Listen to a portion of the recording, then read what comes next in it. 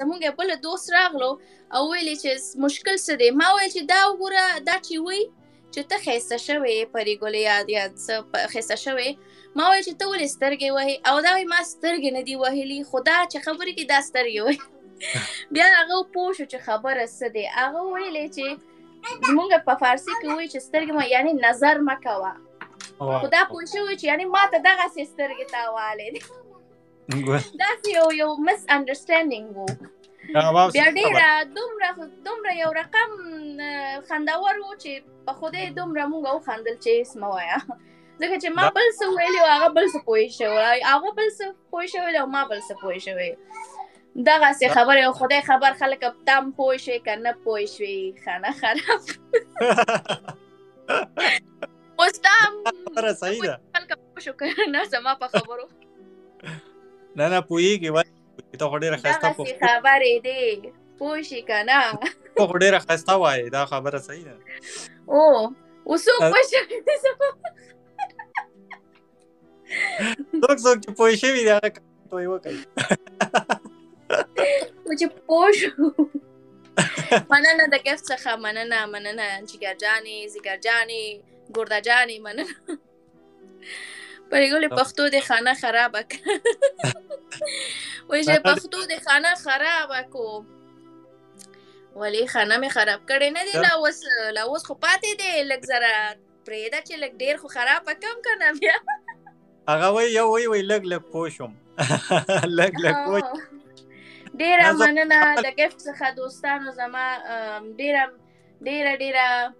ګرانې ما باندې ډېره ګرانې. بس مشکل که تاسو ماته ګفت لیکئ دا ستاسو ډېر محبت دی. که چیرې زما خبره منئ صرف دغه شیشه وټکوئ همدا کافي دی. بس گیم دی، بس گیم کې خو بس یو خو ګټېږي که نه شیشه. هغه ویډیو دې کړې ده که نه غوا والا چې هغې سره زه ډویټ وکړم؟ کومه ویډیو؟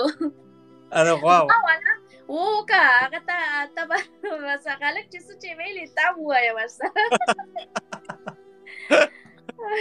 او که نه چې باګول ته ووایه مانا خلک دومره خبرې کوي چې مونږ هغه باندې نه بیا دا خو لا یو دغه دی.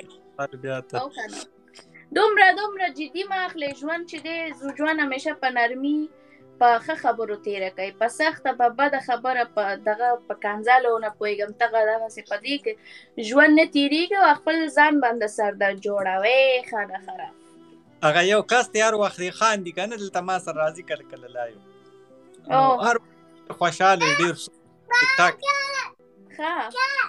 نو ما هغه ته وایم ته په سور کې هلک ټاک هغه وایي زه کمنټ باندې نه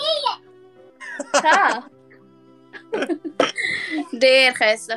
والا څه ووایم نور دغسې خبرې دی. وزن دې څو کیلو دی؟ وزن مې زه په پښتو کې نه پوهېږم. 75 ته څو وایي؟ 15 وایه. ښه زیارت خانه زه به هم لاړه شمه، ډېر شپې شوی دی. بس ورو زما ډېر دغه پاتې دی چې هغه به ډاکومنټ او ډېر کارونه زما د کار پاتې دی. ښه بس ډېر خوشحاله شوم چې لایف ته راغلم او تاسو سره مو وغږېدم او دوستانو احوال مې واخیستل. مینهوال دي د دنیا راځه کله لایو راځه. راځم بس ګرانو دعا وکړئ همدا یو میاشت پاتې دی چې دا کارونه ختم شي بیا راځم کله ولې نه. بس څه وکړم نو داسې دی ژوند نو په اروپ کې بیا بلکل خراب.